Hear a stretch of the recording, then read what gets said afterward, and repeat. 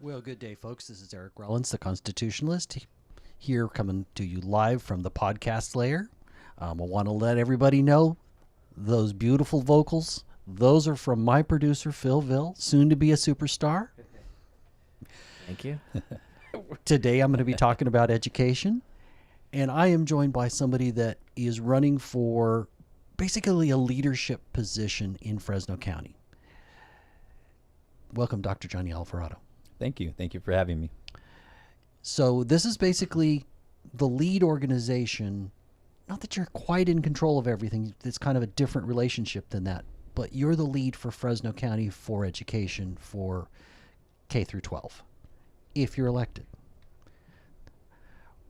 Define that position. Yeah, sure. Absolutely. Well, first of all, thank you for having me, Eric. Appreciate it. And hello to everybody tuning in this afternoon. Thank you for taking the time to listen to this podcast. Yeah, the Fresno County Superintendent of Schools is the position. I'm very much interested in wanting to have that role, and not just something that I decided yesterday or last year. Actually, this started in 2014 for me when I worked at Fresno County Office of Education. Was there for just under 5 years, and within the first year, I had shared that would be the superintendency I would be interested in running for someday. And the reason being is this is a position that when you look at the roles and the responsibilities of AB 1240, it talks about 3 distinct roles, 2 of which I believe are done easily and consistently over the many, many years. I like to talk about the last 20 years in this position that folks have had.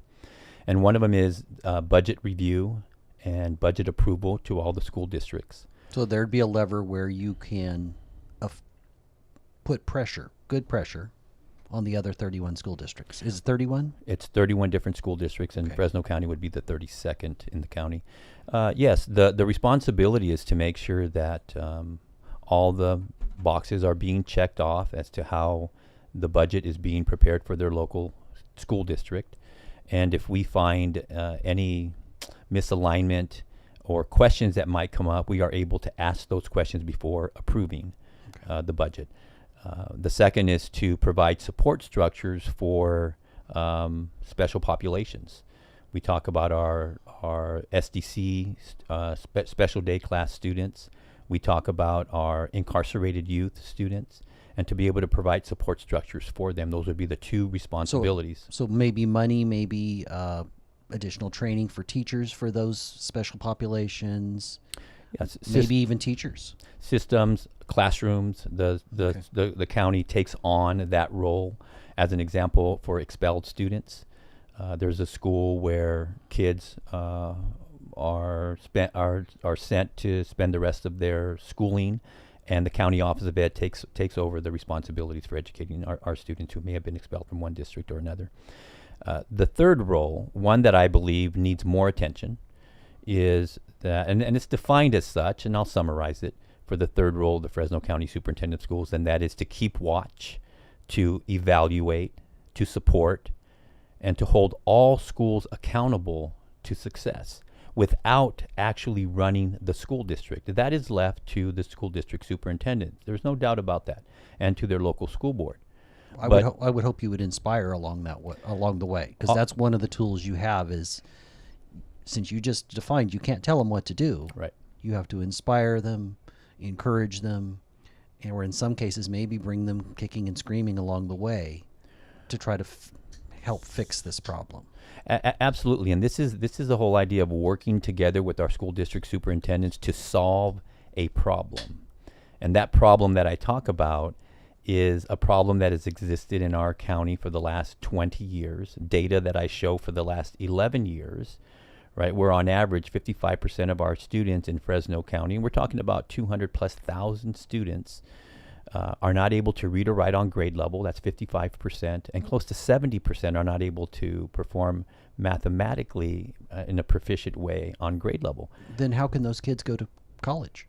At least a 4-year school. They might be able to go into a 2-year school, but they can't go to a 4-year school because they're not ready. Yeah. Well, I think that's a really great question, right? When you look at the 11th grade data, And the 11th grade data is really not too different. For the last 10 years, consistently year after year, and I'll just look at last year's data for our 11th graders, 44% of our 11th graders show they cannot read or write proficiently on grade level, and 74% show they cannot do math on grade level proficiently.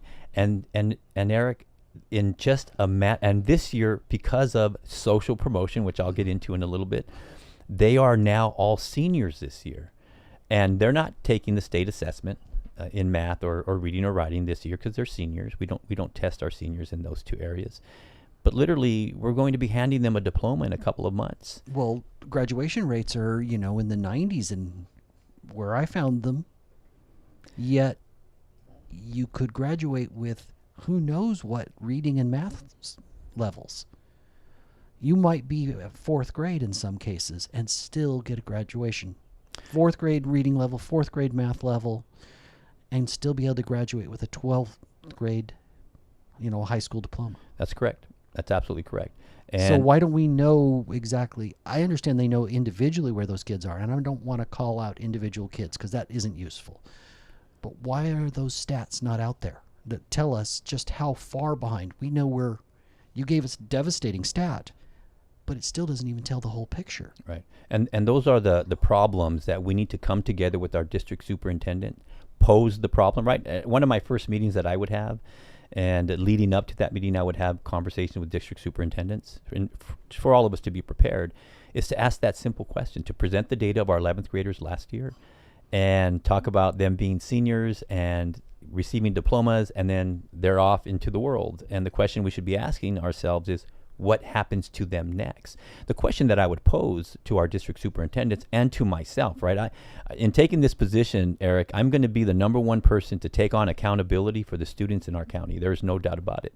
But the first question I would ask would be, why do we think this data is representative of our 11th graders? Because this isn't an 11th grade problem.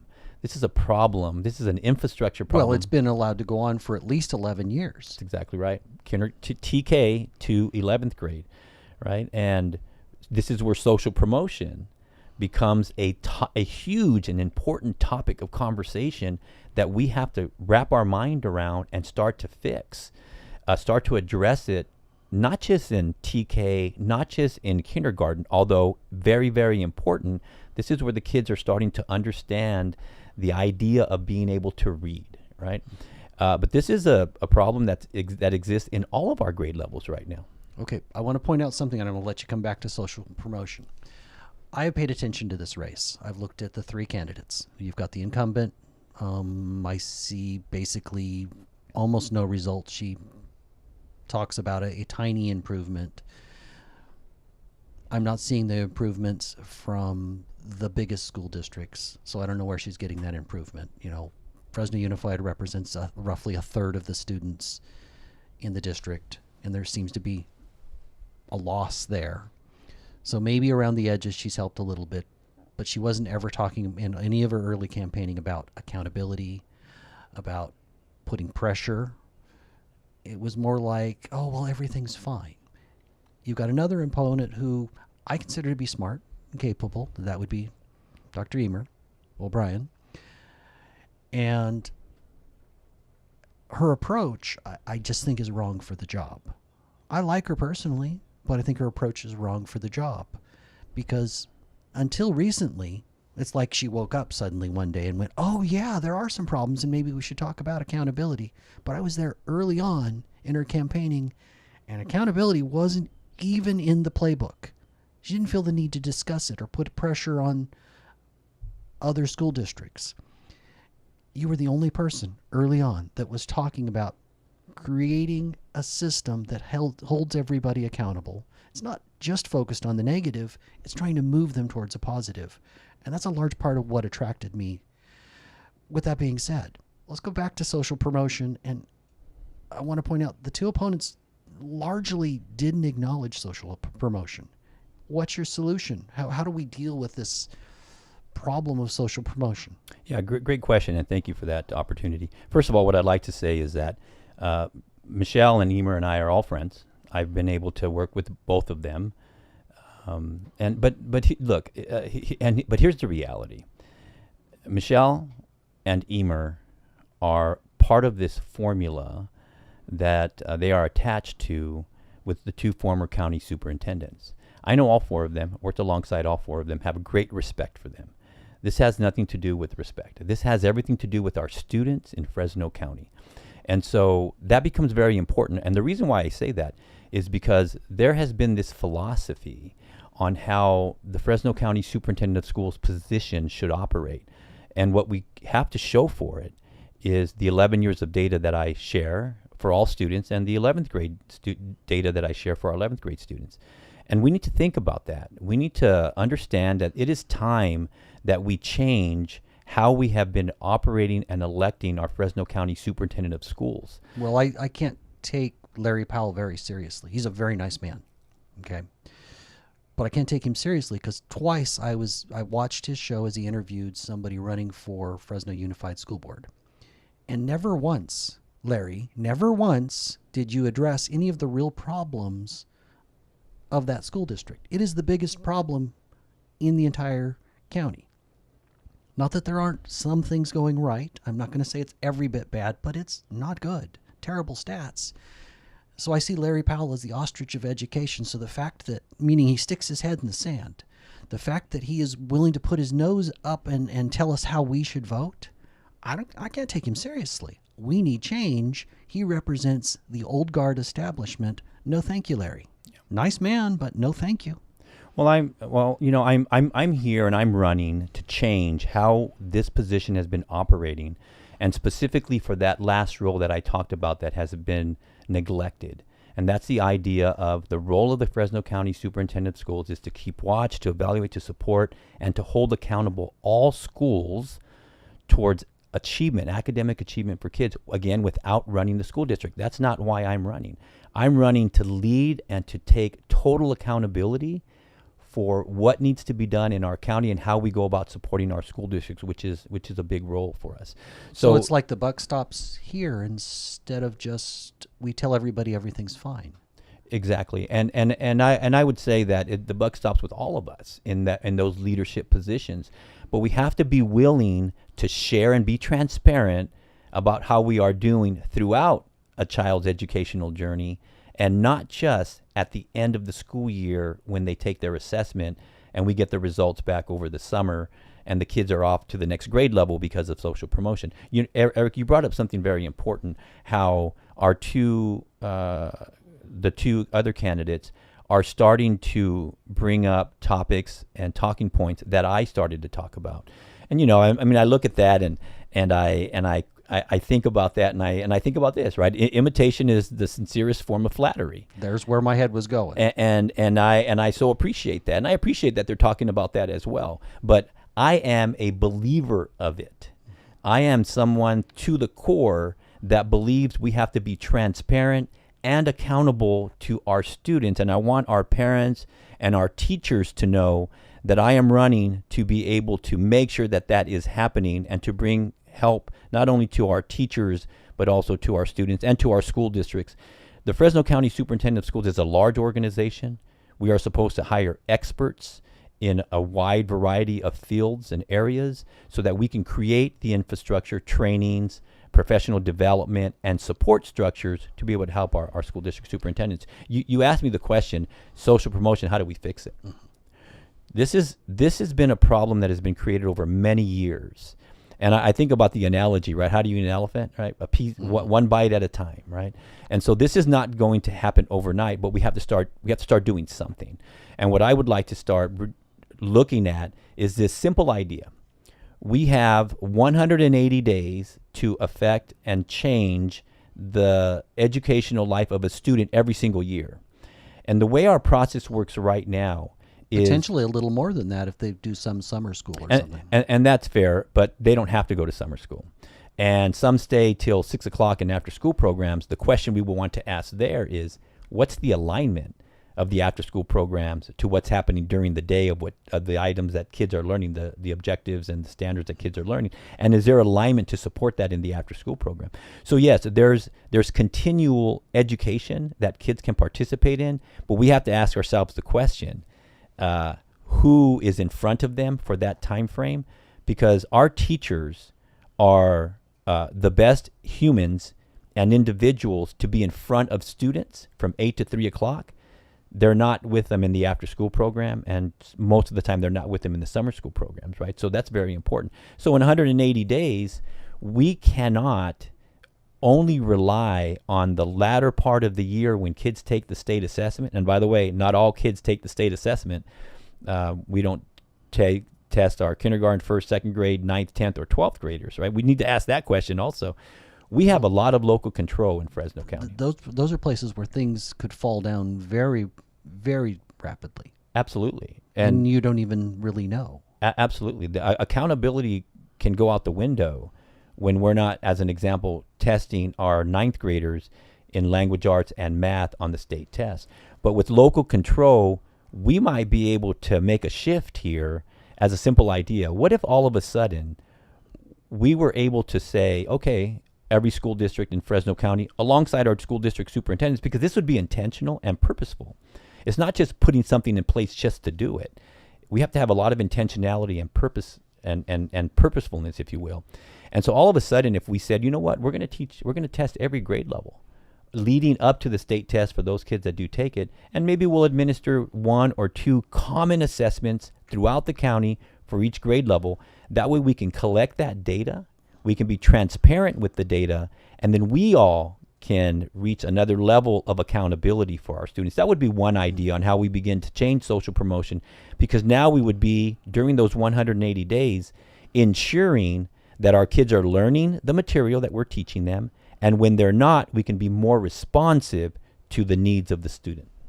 So you know when a problem happens, and I'm assuming that there's going to have to be some agreement to take the same test, because when I look at stats for various school districts, it's not nearly as clear as it could be.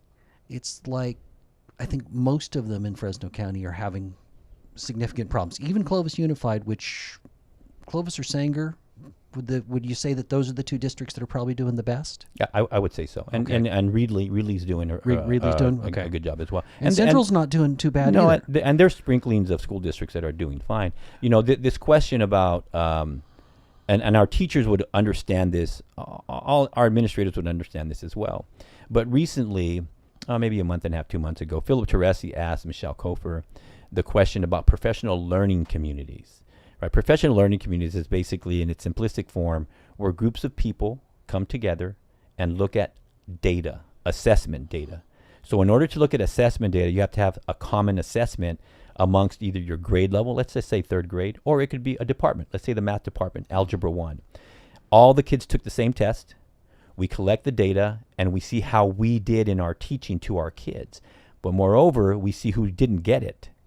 And then we say, okay, what do we need to reteach them, or what intervention might we need to create so that we can ensure they are getting what we attempted to teach them? Thus your idea of the after-school programs being supportive. In alignment, absolutely. That becomes very important, right? It all the arrows start to go in the right direction. But here's where I'm going with this. When Philip asked Michelle about professional learning communities at the district superintendent's meetings that happen once a month, mm-hmm.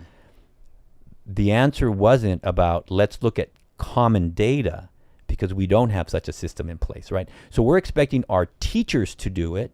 Our site principals expect our teachers to do it. Our assistant superintendents and district superintendents expect our principals to hold our teachers accountable to doing it. Mm-hmm. But yet, when we go to our district superintendent meetings, there's a miss there. And all that means is that we need to look at it, own it, that could be a little bit of a problem for us, so that we're all in alignment and doing the same work. And I think our teachers would be grateful that everybody is getting on this system of professional learning communities. It does make a difference. The teachers would be. I'm not positive that all administrations would be. Because if you bring that transparency, some of them can't hide what's going on. I would contend there are people that are more concerned with keeping their job, keeping the existing system, than actually trying to fix the system. I don't think that's teachers very often, but I think there's some administrators where I just shake my head and go, ooh. Well, I think that comes back to your original point, which leadership makes a difference. And as a leader, we do need to inspire. And I think when we think about why we're all here every single day in the field of education, it is to make a difference for our students. We just might not have been looking at it yet. I want to bring that to this role once elected, and to make sure we're starting to do the work that's intentional and purposeful for the items that I just mentioned. I want to give people a few stats that kind of put things in perspective. Fresno Unified, again, a third of the students in the district, roughly. And they're at 37% for reading and about 27, let's call it high 30s, high 20s, high 30s for being on grade level for reading, high 20s for being on grade level for math. Our shining example, Clovis Unified, they're about 70% if you combine those two. 70% for the leading school district, one of the ones that's the best in the state, but only 70% of the students are on math or reading grade level. Yikes, because the 70% is a C.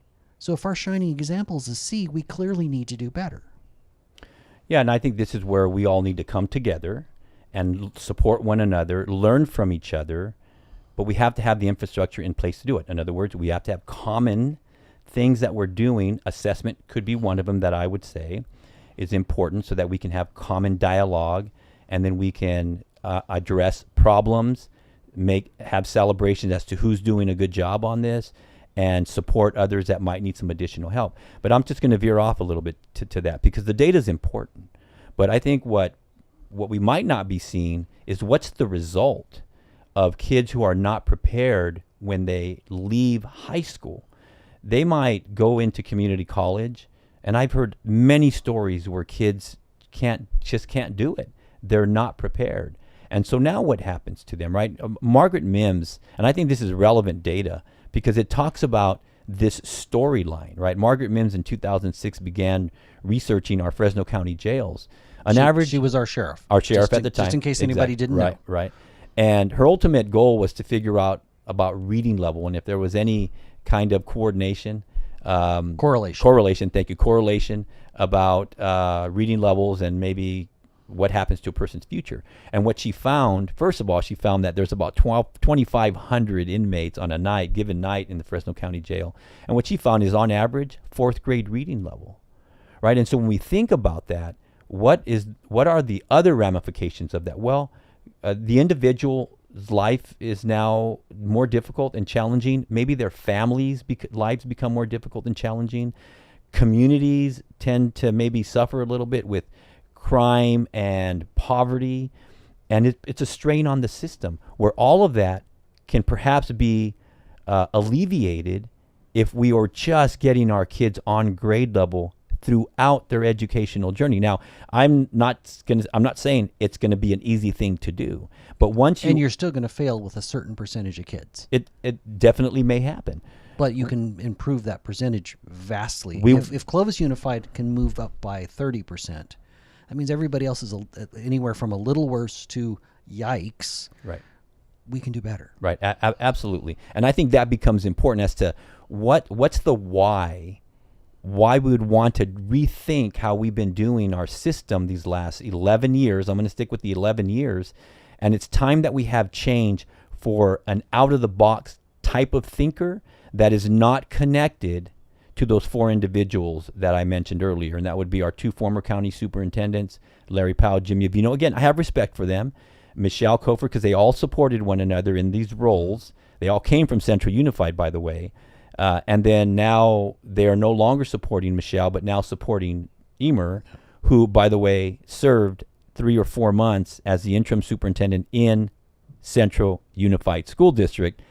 Now she can say she worked in 2 school districts. I think she got her foot wet in Central Unified and did actually work in Clovis Unified. Her entire career has been Clovis Unified with 3 or 4 months, I think it's 4 months, in Central Unified. But that's important for us to understand. It was in Central Unified where Larry Powell and Jim Ufino worked along with Michelle, but Michelle now is on her own. But when you look at the data, right, Michelle's data for the last 3 years, on average, is about a 1% growth in ELA and math. To be exact, 1.1 in reading and writing and 1.23% in mathematics on average every month. Every year. Define ELA, because not everybody... English reading and writing, English language arts, right? Yeah. And that's not enough. That is just not enough. I would say that's an insignificant percentage when in the grand scheme of things, right? Well, now, when you're that far down, I never found any county-wide stats averaging where we're at with on grade level math and reading. I never found anything for the whole county, an average of all the school districts. But when you look at the big one, it's not good. Yeah. And some of the small ones, they vary, but they Right. have a different set of problems. Right. Well, on average, that's the number that I'm presenting. It's Okay. 1.1% in reading and writing growth on average every year for the last 3 years. And in math, it's 1.23%. And I know, show but both. what I was talking about was where the baseline is. Oh, gotcha. Okay. Yeah. I understand it grew that much. Right. That's a pittance. If let's just say that countywide, half of the students are proficient on grade level in reading and math, and I couldn't find these exact stats, but if only half, and we went up 3%. Yeah. Yeah. Yikes. Remember, on average, 55% of our kids cannot read or write on grade level. So you're looking at about 45% may have So been it's the even a baseline. little worse than what I said. Right, exactly. And here's the other important factor, right? Because data becomes important, but leadership and what the results are in your leadership role becomes important. So I think it's fair that in talking about Michelle's data, I should also talk about Emer's data, right? And Emer's, in her tenure at Clovis Unified, reading and writing had a decrease of 6 percentage points, and math had a decrease of about 12 percentage points. That's net decrease. And I know her first thing would be, well, you can't compare it because it was during COVID. Well, But Clovis was back to school faster than most school districts in the county. right. So they should have had less learning loss. Right. Yeah, I mean, look, Eric, anytime there's a challenge, it shouldn't be where we create excuses. That's where it begins to make us think differently, out of the box, how we make a difference. And the reason why I say that, as the principal of Bullard High School, our first year of assessment after COVID, our kids grew 14% in reading and writing scores and 30% in mathematics scores. And there's a whole process of what we did along with our teachers, everybody working together and changing some things that we had been doing so that we can be responsive to the needs of our kids. So it is possible to have increases even in challenging times. So I share all that because I need our viewers to understand that this is a very important time right now, that we need to elect somebody that is going to come in with a different attitude, a different mindset, one with creativity on what we need to do that we have not been doing for the last, I'm going to say, 20 years, and the net results that we've been garnering for the last 11. Very much agree with that. Again, when I first found out about Fresno Unified, this was before I was thinking about the whole county. This was kind of the beginning of my political awakening. So in early 2021, in 2020, that's my political awakening. In early 2021, I ran into some people as I became more involved in politics that were school board members from out of the county, and they described Fresno Unified as a dumpster fire. It's pretty interesting that it's coming from somebody that's not even in my county. They're like, well, oh my God. I think the reason they viewed it that way is because there was no operational control. They were not focused on reading and writing, and they seemed to kind of just be flailing around without no true leadership, no plan. Guess who was in charge during that period of time? Because as far as I can see, leadership comes from various levels, but the first one would be the position you're running for. That's Kofer's position. And so the way I'm taught, I'm a self-employed businessman. It's ultimately my responsibility if something fails. Not excuses. It's my responsibility. And to not address, even though she doesn't have direct control, to not really address what's happening in the biggest failure in the district just means I'm out. And I understand why Larry Powell has bailed on her. I just don't think his solution Emer is the right solution. Again, I like the woman. I think she's sharp. I just don't think she thinks outside the box, and only recently has she begun to talk about accountability. Yeah, and just for a point of clarification, whoever sits in that role, Fresno County Superintendent of Schools, the number one responsibility needs to be academic achievement for all students in Fresno County, period. So it's not personalities, it's not managing people at the top. It's, can you provide a vision to help every student? All of the things that you just mentioned are the stepping stones that are also important to get to that goal. But the number one role, there has to be a North Star.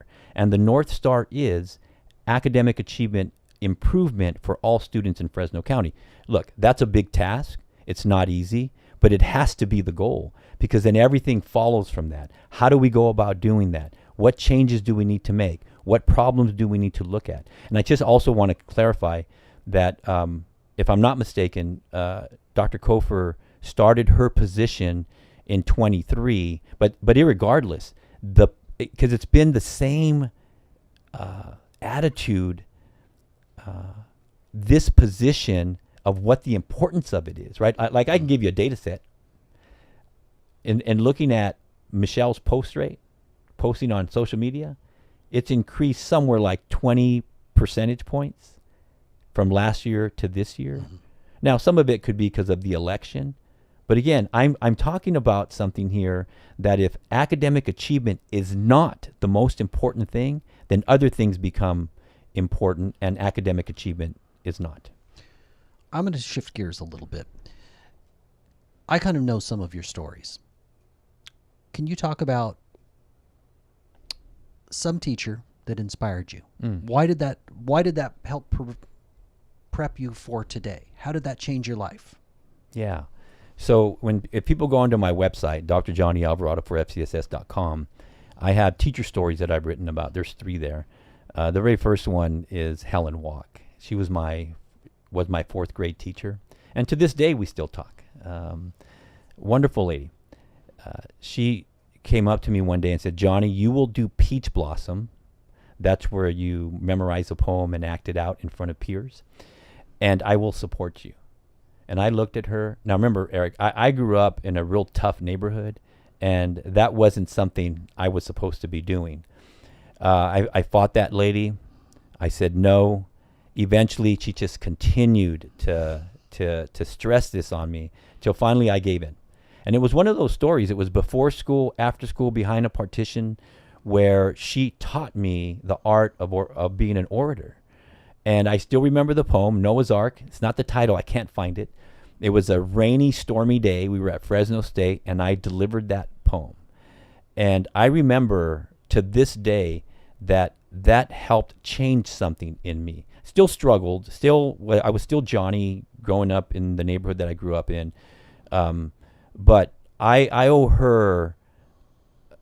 She is one of those ladies' shoulders that I have stood upon for many, many years, reminding me that a person can do something to make a difference in another kid's life. And I'm here today because I want to honor all those that I have learned from, good or bad, all those shoulders that I've stood upon to be able to bring something to Fresno County to support all of our students, all of our teachers, all of our administrators, because I've done all that work. When I know your family story a little bit, I think it's appropriate for you to brag on your kids, because I think what happens with people's kids, I get a percentage of the time it doesn't work out, but it says a lot about how they interacted with their kids and the success their kids had. So tell me about your kids. Yeah, sure. Thank you for that. Appreciate that opportunity. First of all, what I want to open up with, Eric, is that if there's one thing that I've learned in my entire career, it's that education changes lives. It changed my life. It changed the lives of our daughters, and it will change the lives of all the grandchildren that are to come. It has changed the lives of my siblings, their families, and my nieces and nephews. Education changes people's lives. So our daughters, we have 3. Adriana, she's 32. mother, because he's going to be turning 1 year old, our first grandson. She is a nurse practitioner. Our middle daughter, Brooklyn, she's a nurse in Colorado, married. And our youngest daughter, Nina, is an attorney here in Fresno. She'll be getting married in September. They have found incredible men. And when I think about how were we so fortunate and lucky to have 3 amazing young ladies, it's the one is the family bond. My wife and I have been together since 1983. We are best friends to one another. And the other is that education is part of our lives. And I know whether it's a college education or a voc ed education, maybe it's welding or construction or whatever it may be, education in whatever form it looks like can make an incredible difference in a person's life. And that's what I want to be able to bring to all of our students in Fresno County. Well, I thought it was kind of, people need to understand that by the way, your daughters, I assume, are all supporting your campaign? Yes, they are. In fact, we just had a golf tournament on Saturday, and they were all here helping out, and it was a wonderful, wonderful event. A lot of fun. Oh, I wish I could have been there. Yeah. I had big hat days, and I bought a business in Clovis, so I'm Gotcha. kind of tied up for You're a busy. while. Yes, sir. Yes, sir. It's kind of curtailed some of the other fun things I get to do, but Sure. long term, it's a great choice for me. Sure. We're running down on time. We're down to about 8 minutes. I appreciate that you want to change the system. On day one, what could you do that would create a win? Something that's just doable. Yeah, absolutely. So I've thought about this, and I want our district superintendents to know, and I want them to feel that energy of why I'm there and what I believe needs to be done in this role as an elected person to it. And so the first question, and we need to hit the road running here, right? Fast and furious, but disciplined and intentional. And I've thought a lot about our 11th grade data. I think it's a great starting point. Asking the question, why do we believe, and there's a whole process that you would want to do this with, and I'm pretty articulate in that process, is to ask the question, why do we believe the data is with our 11th grade students? And there begins the journey. Having these conversations, how do we break that to the bits and pieces of what we need to put together to ensure that this does not continue to happen? That would be such a strong dialogue, but it'll also create a blueprint, because remember, as I said, this isn't an 11th grade problem. This is something that has been occurring since probably kindergarten, if not before. But there's the first point where you feel like you could step in and make a difference. Yes. Long term, though, you need to focus on that 2nd grade. Yes, absolutely. And that's where the conversations begin to go, and then we begin to make plans about that. So that's the first part. The second part, I want them to know that and I would call myself an expert in this field about behavior management, classroom management, systems that need to be put in schools. Well, Again, they're not consistent across school districts. Not yet. But this is where that conversation can start to happen, right? The greatest injustice we do, Eric, and to our entire community listening, the greatest injustice we do is to not be consistent on a campus of how we handle behavior. Imagine a middle school where kids are rotating 6 periods a day, and every adult is doing classroom management differently.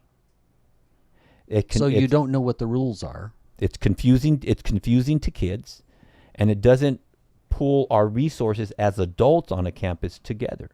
And so just that simple theory begs us to say, how can we make a consistent behavioral management system so that we're supporting our teachers, but also supporting our students, right? The biggest challenge that our teachers have right now, because of social promotion, Eric, right? All of a sudden, if a kindergartner's not ready for 1st grade, but they're moved to 1st grade, and they're not ready for 2nd grade, but they move to 2nd grade, eventually that teacher is going to have such a wide range of ability in his or her classroom that it's going to be very challenging for them. Again, you don't fix that overnight. But I know a lot of teachers. They tend to then have to teach towards the bottom of the class. Again, rather than inspiring the students at the top. You can't even teach the middle if you've got really difficult kids at the bottom that are demanding the attention. our teachers have a very challenging job and profession today. There is no doubt about it for everything you just mentioned.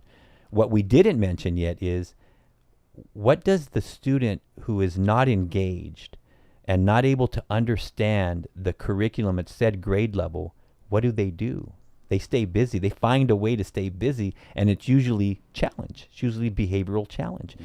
And now a teacher is expected to teach a class when you might have 1, 2, or 3 kids that are making it difficult. Now, I'm not saying that, what I am saying is this. We need to get those 2, 3 students help. They need to have a support structure so that they can begin to engage correctly in a classroom. But that cannot happen with them in the classroom.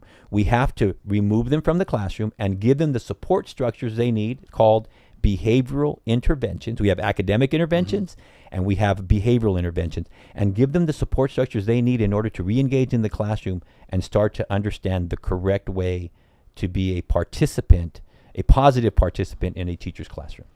Well, imagine if you're an adult, and depending on where you are, there was a different set of rules and expectations. So some people are simply going to fall into kind of what the average of that is.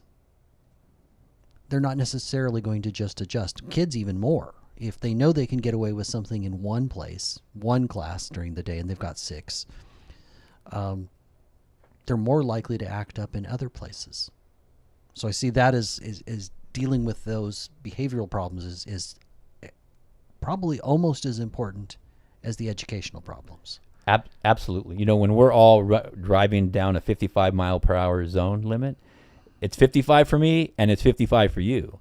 And if one of us is going faster than that, we have a consequence given to us, and usually it's the form of a ticket. And so we have consequences as adults. We need to have consequences in the school system because we need to teach our kids that consequences are a real thing. We are down to about a minute and a half. Final thoughts? Yeah, first of all, thanks again for this opportunity. Appreciate everybody tuning in. I would like to say this in close.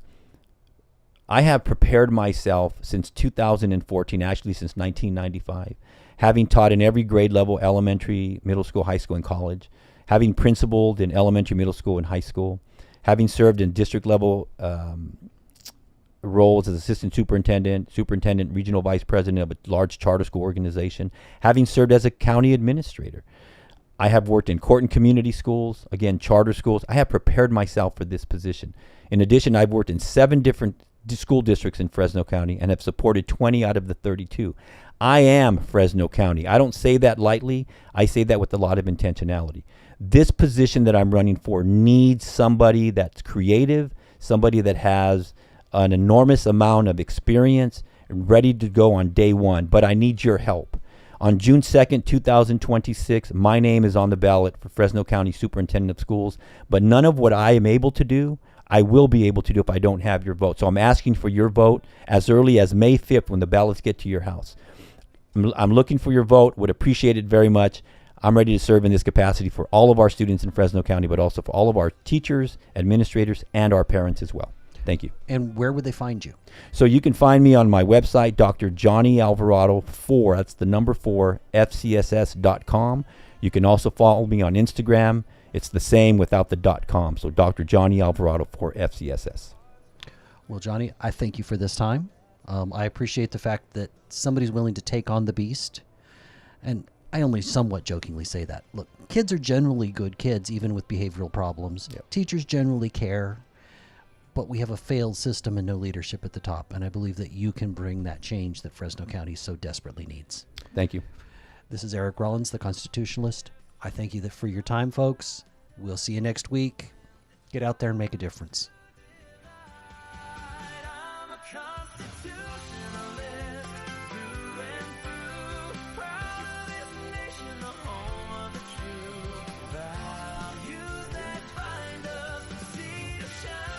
Really? That's great. That's good. Well, I'm glad I monetized, but Yeah. It's kind of a joke too.